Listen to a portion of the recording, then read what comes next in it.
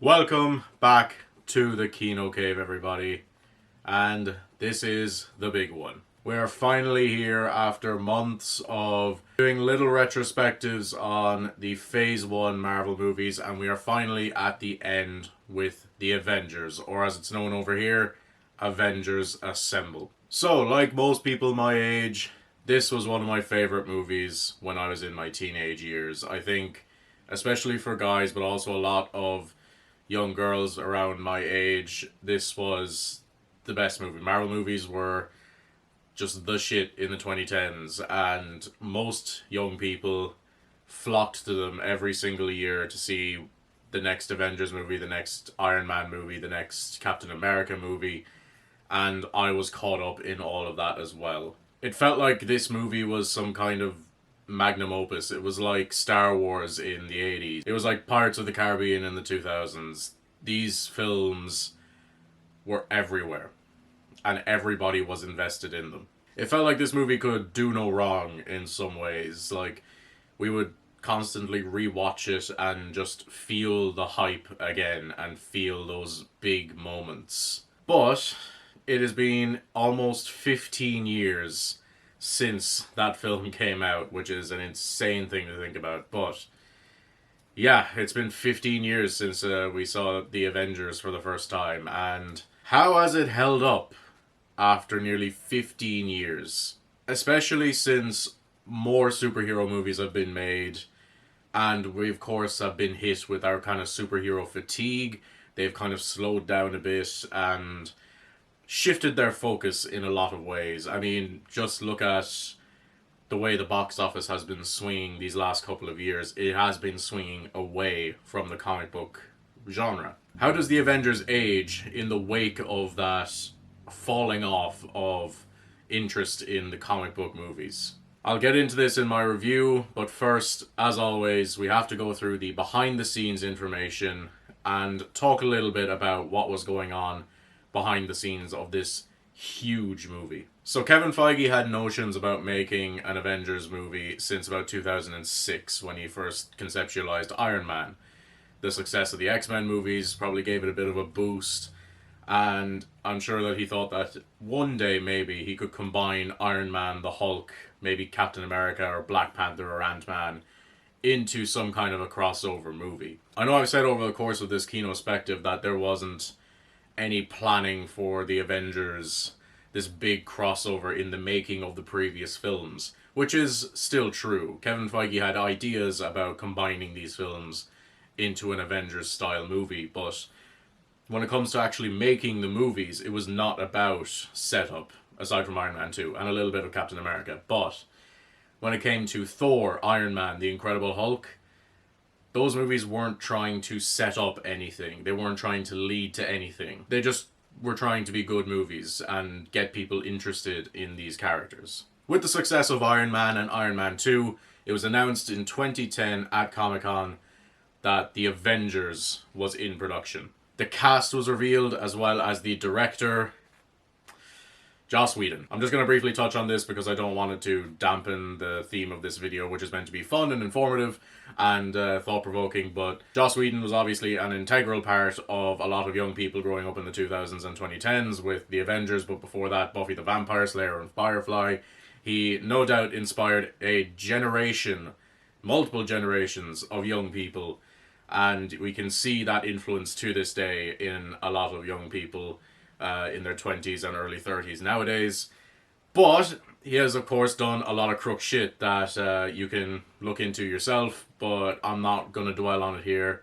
Yes, Joss Whedon is not a very good person and has done a lot of bad stuff, and fuck him. So while I will be referencing him, obviously, through this retrospective and the retrospective for Avengers Age of Ultron, when I get to that, I don't want to focus too much on all the terrible things that he's done. And I'm not going to, waste any time praising him either too much. But yes, it is unfortunate that this bad guy has had a lot of influence over pop culture in the 2000s and early 2010s. So with all that out of the way, I'm going to stop talking about it now. So Feige chose Joss Whedon because he was a big picture guy. He could sort of see the future of these franchises, which makes sense because Joss Whedon created a lot of the most influential TV shows of the 90s and 2000s with Buffy and Firefly. So that makes a lot of sense. He's a big picture guy. He has plans. He's good at planning out stories. And both of them agreed that the film had to be grounded like Iron Man, which is obviously true. This film does feel very grounded, very real, which is interesting to me because often when people talk about how the MCU was doing things better than the DCEU and even like every other big franchise at the time, was that it wasn't grounded and it wasn't dark and that it didn't try to be realistic, that it had aliens and sorcerers and gods and all that kind of thing. So it is kind of funny seeing all of these creatives talking about how grounded these films are in reality, which again is true. But everybody's reaction to it was basically the complete opposite. They liked how up the wall it was. And I think even looking back now, yes, this film is a lot more grounded than a lot of comic book movies that have come out since, and a lot of the better ones. Like, if we look at James Gunn's Superman, that is genuinely off the wall, and there is very little grounded in reality sense to that world. There's dimensional imps and Green Lanterns and all that kind of thing.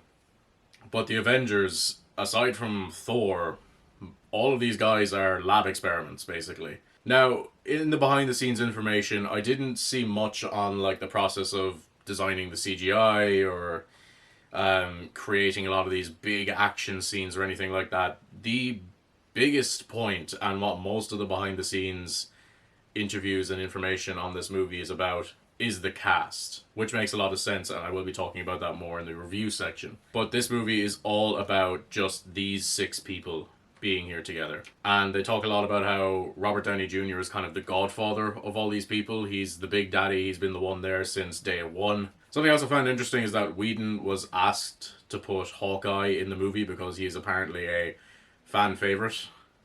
I just found that strange because everybody makes fun of Hawkeye. I would say if you're going to put in I know that they didn't want to put Ant-Man in straight away because they wanted to give him his own movie first. That was something I saw in the behind the scenes, but if there was going to be a fan favourite character to be put in this movie, would it not be Ant-Man or the Wasp, you know, 2 of the founding members of the Avengers? However, Jeremy Renner did put his whole Renaissance into this role, especially when it came to the archery scenes. He practiced a lot, and yeah, I mean, Renner, you know, turns in a very good performance as this nothing character in this movie. Mark Ruffalo, of course, is joining the MCU with this movie. He was handpicked by Joss Whedon. He was at the very top of the list, and Mark Ruffalo called up Robert Downey Jr. to ask, should he take this role, and Downey Jr. said, absolutely take it, be a part of this big franchise. And obviously that was a very smart move on Mark Ruffalo's part, because, you know, everybody can agree that he is the best Hulk.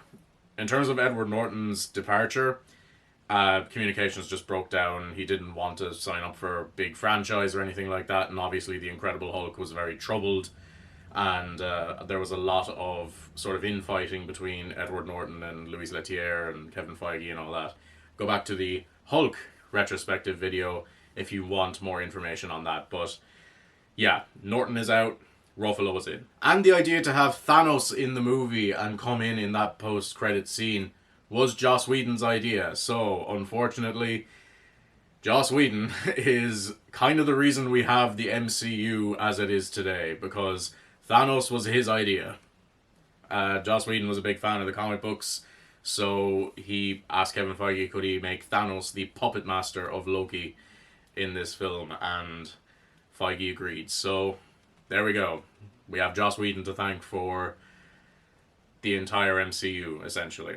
One of the few scenes that was never changed in the writing process, because Joss Whedon obviously wrote this movie, one of the scenes that was never changed in the entire writing process is the Black Widow interrogation scene, her intro in the movie. It's a Joss Whedon staple, typically likes to do this thing where he has a young woman who looks helpless and in danger, and then turn out to be a badass and bust out and take down all the men surrounding her. Yeah, that's a Joss Whedon staple, I guess.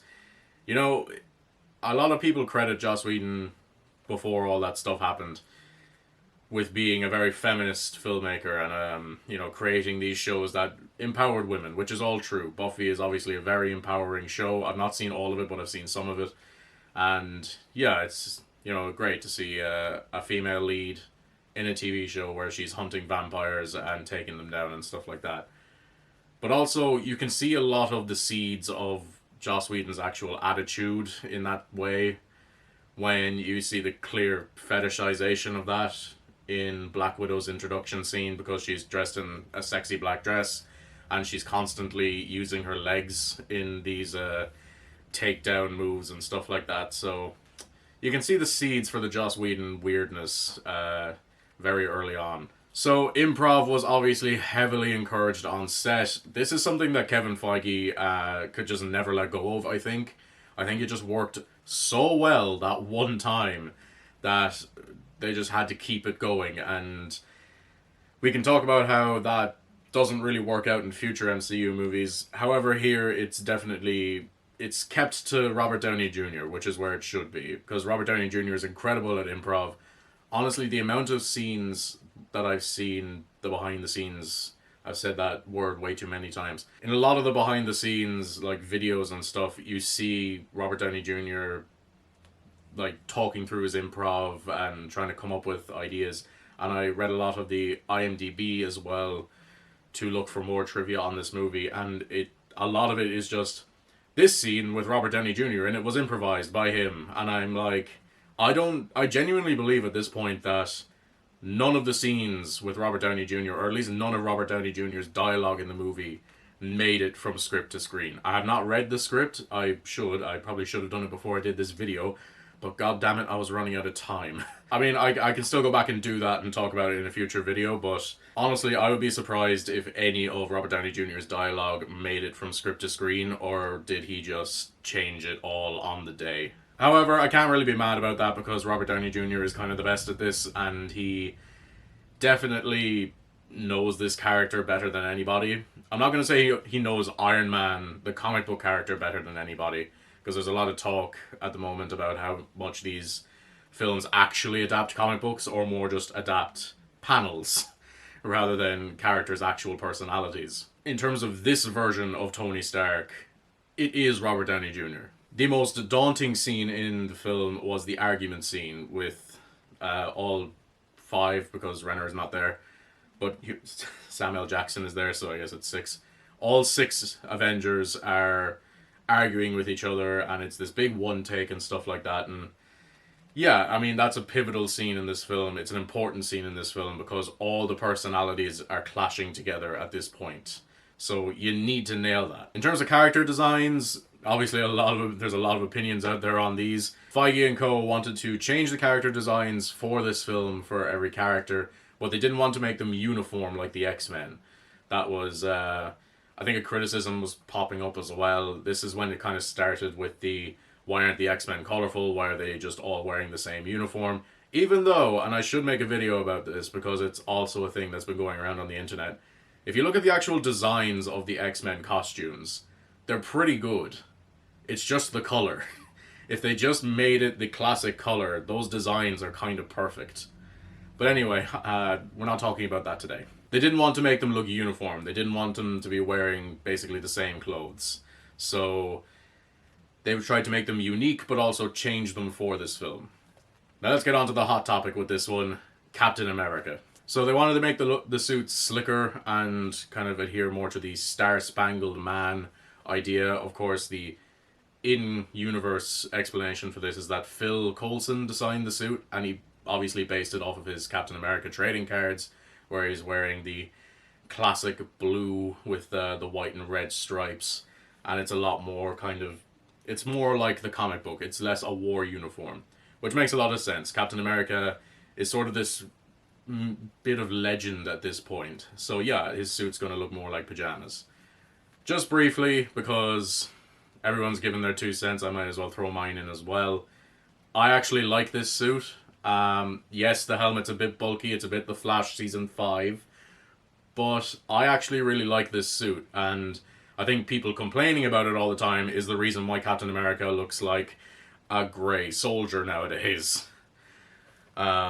If we were maybe a little bit less harsh on this one, I think that Captain America wouldn't, look as weird and tactical as he does now. But yeah, I really like it. I think the colors are perfect. I love the simplicity of it. The only real problem is the helmet, and a lot of people have said this as well. When he's helmet off when he's on the shield carrier, and like when he takes the helmet off in the Battle of New York, it's kind of perfect. Like, yeah, there's an exposed zip. It's a little bit CW, but I like the CW costumes.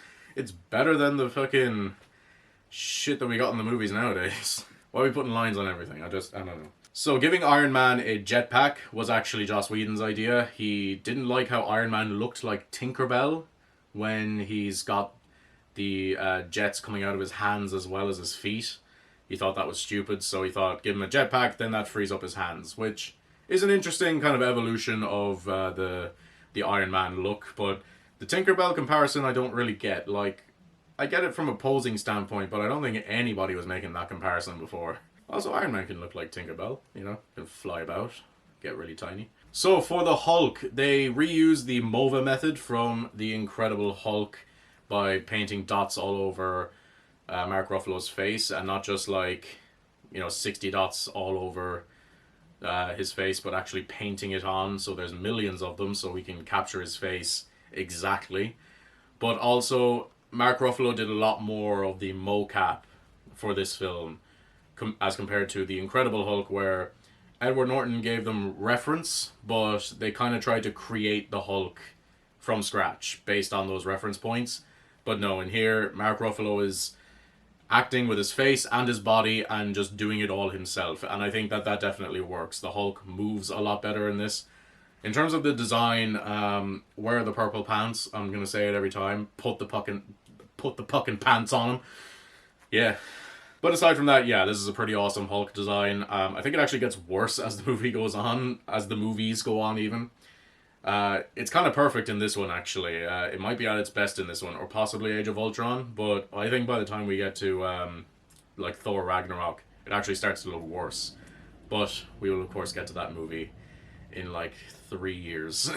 This has gone on a while. For the ragdoll scene with Tom Hiddleston, the classic moment, everybody loves it, when he's giving this big speech about how he's a god, and then the Hulk just pulls him and ragdolls him around, and you have that great bit of comedy from Tom Hiddleston at the end where he just goes, I'm not even going to try, because it's great. For that scene, Tom Hiddleston actually didn't know at what point during his speech he was going to get yanked, because that is a practical stunt at the beginning. They have a rope, basically, or a wire tied to his leg, and at some point they were going to pull on that wire so that he would actually get, taken off his feet, as if the Hulk was actually going to grab him. And he didn't know at what point during the speech that was going to happen, because that way he can be genuinely surprised when he gets yanked. So I found that to be a fun little tidbit. This is another kind of funny thing. A lot of this stuff, though, at the back half is from IMDb, so maybe take it with a little grain of salt, maybe 2 grains of salt, because I'd like to believe that these are true, and I didn't put in any trivia that I felt mightn't have been true.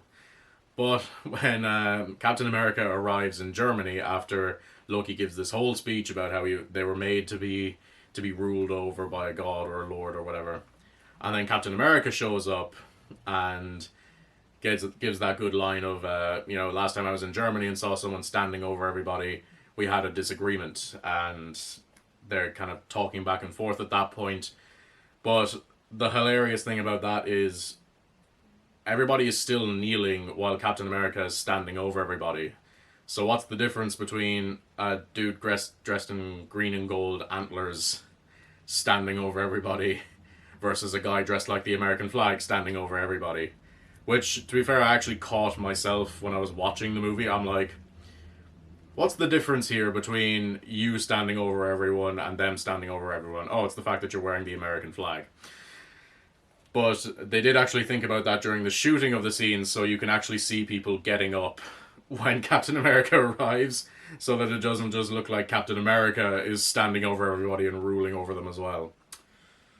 That's an interesting parallel to society, isn't it? Apparently the most annoying set on the production to film in was the containment cell for the Hulk, which obviously, Loki spends most of his time trapped in. Because it was just so damn heavy. It weighed about 18 tons, so when they had to tilt the set for, scenes where the helicarrier is being, attacked and stuff like that, it was a real annoyance to have to tilt it because it was so heavy. But also, because it's so kind of big and spacious, the echo was apparently horrendous, and Tom Hiddleston's lines, they had to re-record all of them because you just couldn't capture the sound inside that containment cell because the echo was so bad. And my final bit of trivia about this movie is the title change in the Republic of Ireland and the UK to Avengers Assemble, and that is because there is a television show in the UK called The Avengers, and it's this espionage thriller show from the 80s, I want to say, but it might be earlier than that. And you know what, as a kid growing up in Ireland, yeah, I was confused at points. I was like, is this an Avengers TV show? That's awesome. Oh wait, it's this show from the 60s about a spy or something. So yes, very confusing. Thank you for the title change. And that is it for the trivia and the behind the scenes section on this film. I was surprised that there wasn't more. Again, a lot of this is just the cast and how good the cast are, which I will talk about in the review section. But yeah, that's the behind the scenes. Just some interesting tidbits about the set and character designs and a lot about the cast. So, I better deliver on the title of the video. Does this movie hold up after 14 years? Kinda. It's not a perfect movie. I would say it's not even a great movie. It's a good movie, but it's got a lot of problems with it that I certainly didn't pick up on at the time, and I think a lot of people probably didn't either because we were just so caught up in the hype of this MCU craze. When I was in my teens, I did think this was a perfect movie. I thought it couldn't really get any better than this for superhero movies. It was this and The Dark Knight. That was it. These are the pinnacle. There will never be better movies than these two movies. The Dark Knight is like this perfect crime thriller, this more kind of adult exploration, and then The Avengers is this action thriller that's just balls to the wall and just gives you everything that you want. When I entered my 20s and started going to film school and started watching other kinds of movies, other kinds of action movies, other kinds of adventure films, other kinds of comic book films that were coming out as well, every time I go back to The Avengers, it gets worse. Whereas other films from my teenage years, like The Dark Knight, John Wick, Halloween, all these movies that I would have watched in my teenage years, none of them ever got worse for me. I can still go back to The Dark Knight and John Wick and that, and they're still incredible to me. Even with the brain that I have now that's kind of analyzing films and looking at them differently, those movies still hold up. The Avengers just doesn't, though. And for the longest time I couldn't really figure out why. I felt it was kind of boring and dragged in a lot of places.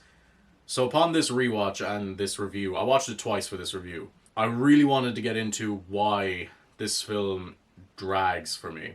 So I'm going to start with the bad, I'm going to get to the good, and then I'm going to talk about the great and end on a high.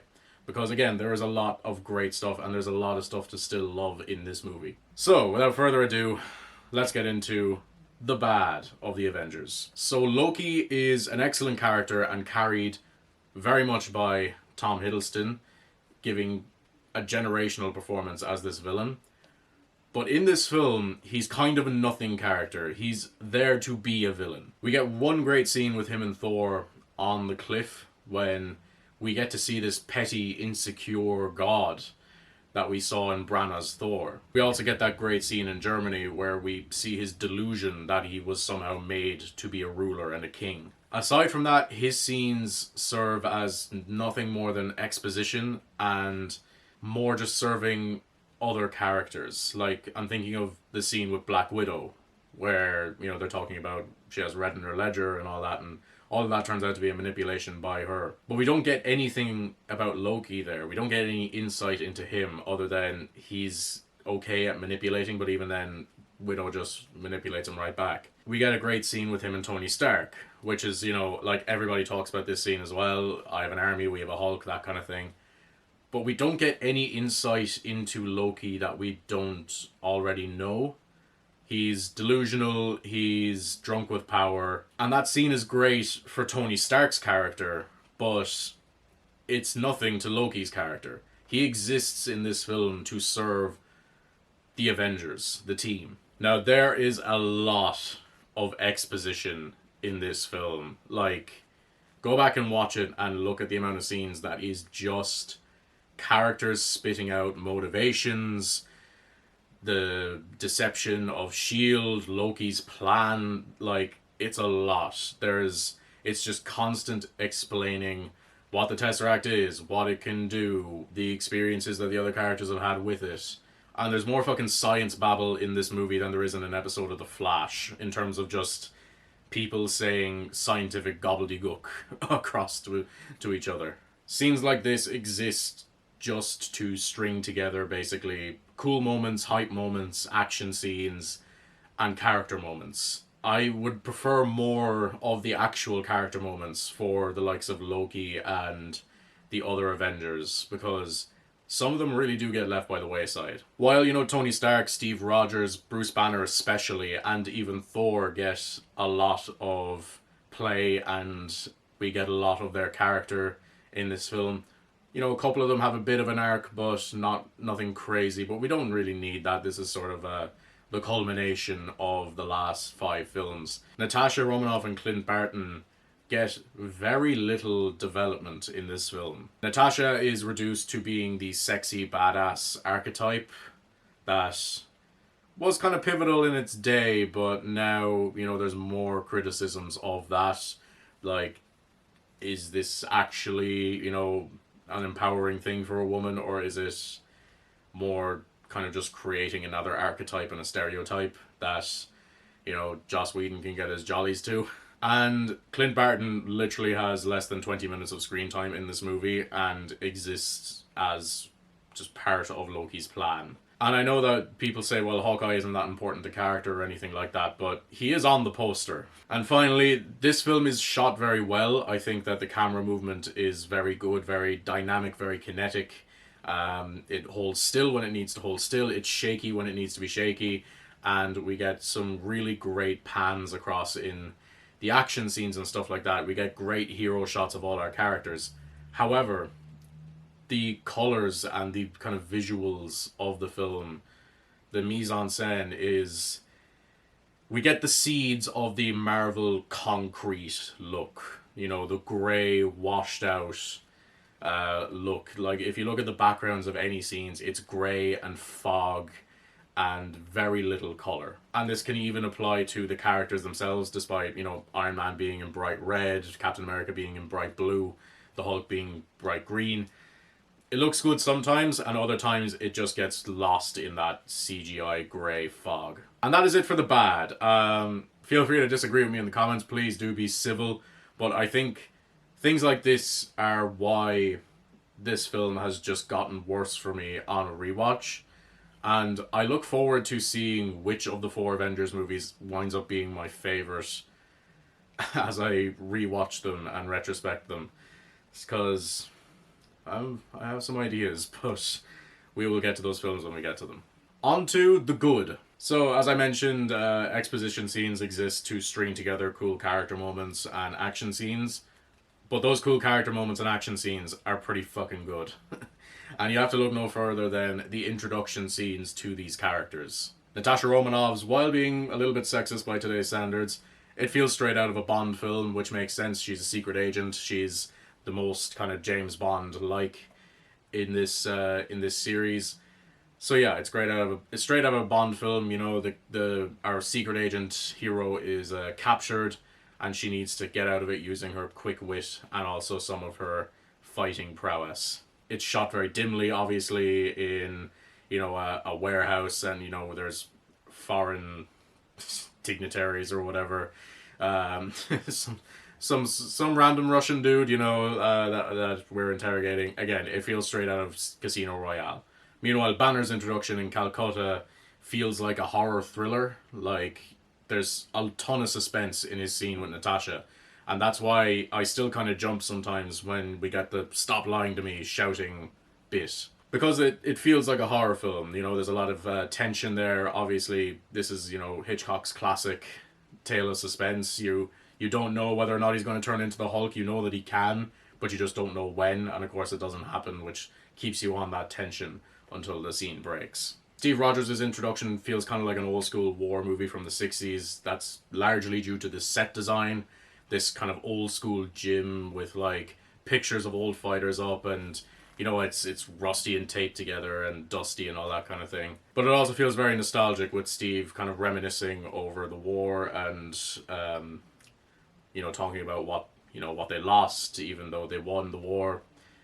So there's a lot of kind of nostalgia and kind of reminiscing there that you definitely get through the writing, but also through Chris Evans' performance. Meanwhile, Tony Stark's introduction is kinetic and punky and improv, like it feels like improv, because that's Iron Man. You know, the score is kind of much more upbeat in this introduction, a lot more kinetic, a lot more fast paced. Meanwhile, Thor's introduction, which comes a lot later in the film, feels operatic, Shakespearean, and staged, and even the cliff that him and Loki are arguing on looks like a stage. It's shot like it's a stage, which obviously owes itself to Kenneth Branagh's Thor setting up that tone. This clashing of tones carries through the film then, especially in, you know, scenes where the characters are together, and especially in that argument scene. But there's also the scene with Stark and Loki at the end where RDJ is doing his improv while Loki is continuing his sort of operatic Shakespearean monologues. Scenes with Steve Rogers and Phil Coulson feel similarly nostalgic, especially because Phil Coulson grew up loving Captain America. But it's when all 6 of these characters, or kind of all 5, because again, Hawkeye is nothing in this, when all these characters come together, that's when it hits this beautiful crescendo and this clash of tones that's just balanced perfectly.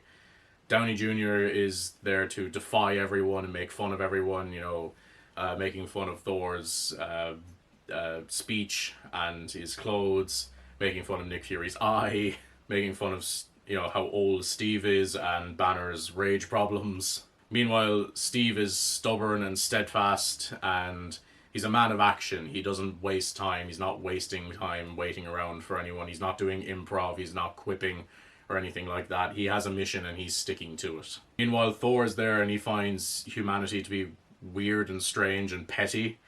Almost like he doesn't understand how people can be on the same team but still fight. And Bruce Banner is quiet and reserved, avoiding conflict of any kind. He's largely agreeable, aside from like one great moment when he finally speaks up. But he even avoids joining in the making fun of Cap, or even when Tony is making fun of him and making fun of him being the Hulk. He never retaliates because he knows how volatile that can be. Now, let's talk about the great. Why is this movie still considered one of the most influential and one of the most important films in cinema? I think it's down to 2 things. The first being the score. Alan Silvestri is an incredible composer. I talked a bit about Alan Silvestri in the Captain America video, and there are a lot of homages to that, a lot of returning themes that you can see, especially in Captain America's scenes. But this score feels different in its own way as well. This feels like a quintessential superhero score, especially with that Avengers theme, which of course went on to be iconic. And it feels almost like it's homaging Superman, like it's a riff on the Superman theme, using a lot of the horns and the brass. The score doesn't overstay its welcome either. It doesn't overtake emotional moments or anything like that. It doesn't undermine anything. It's perfectly used. There is one reason why I think that the MCU took off. The one reason why this became the most profitable film franchise in the history of film. And I think that reason is the cast. So all credit goes to Sarah Halley Finn for casting all of these people. And this continues as well into phase 2 when the Guardians movies come out and Doctor Strange and all that. The reason why the MCU is what it is because of this cast. And it starts all the way back here with the Avengers. Each of these actors retains their personalities from their respective films and also clash off of each other in the perfect amount. You can tell that these people all have a rapport with each other, that they all became friends on set. You can see that in, you know, the way they interact with each other on screen, and also in the, you know, the interviews and the press that they do. When you see people talk about the MCU, they often talk about the characters, and that is because of these actors. Chris Hemsworth as Thor, Robert Downey Jr. as Tony Stark, Chris Evans as Steve Rogers. It's also why that these people have gone on to become stars in their own right.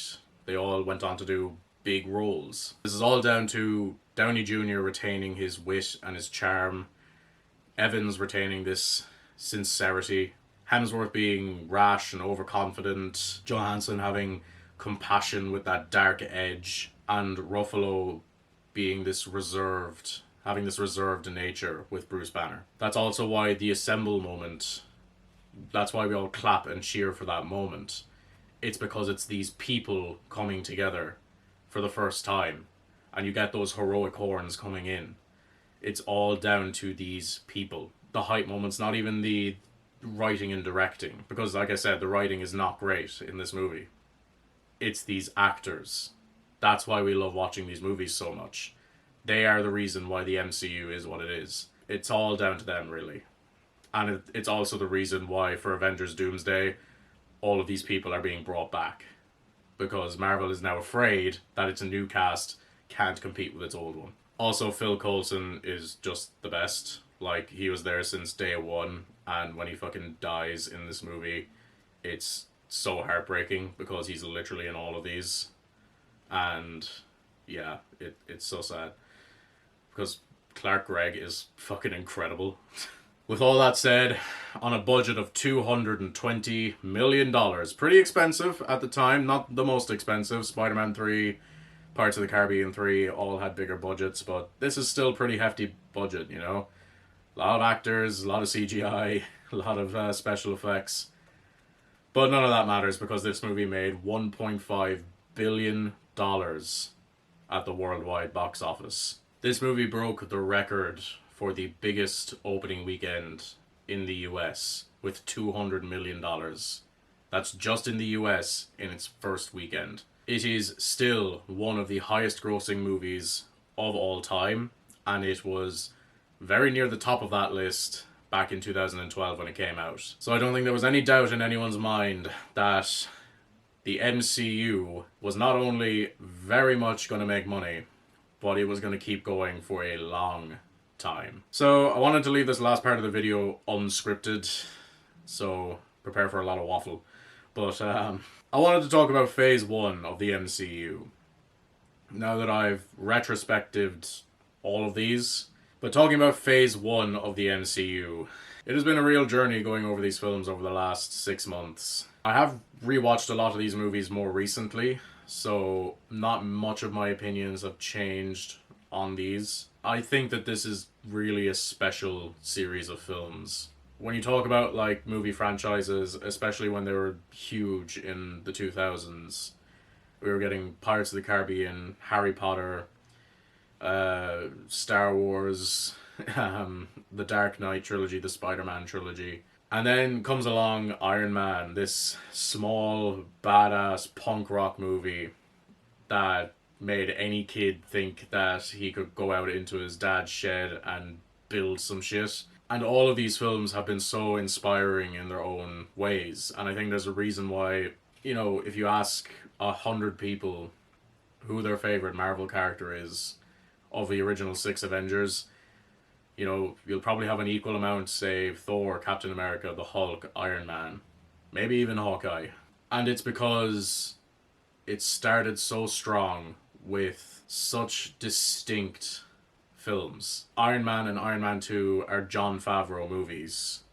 Thor is a Kenneth Branagh movie. Captain America, the First Avenger, is a Joe Johnston movie. And The Incredible Hulk is a Louis Leterrier movie. It's because these films are so distinct and these characters feel so distinct. And so when they come together, that's why we clap and cheer and pay $1.5 billion to see them over and over again at the cinema. It's also why, when we were teenagers, we thought that The Avengers was a perfect film. It wasn't because it was a great movie. It's because it was six really good movies making a great series. And we'll see how my opinion evolves because there are some of these movies I've not seen in a long time. It's been years since I've seen Captain America the Winter Soldier. It has been years since I've seen Doctor Strange, Spider-Man Homecoming. Um, what's one that, like, Ant-Man? I haven't seen Ant-Man in so long.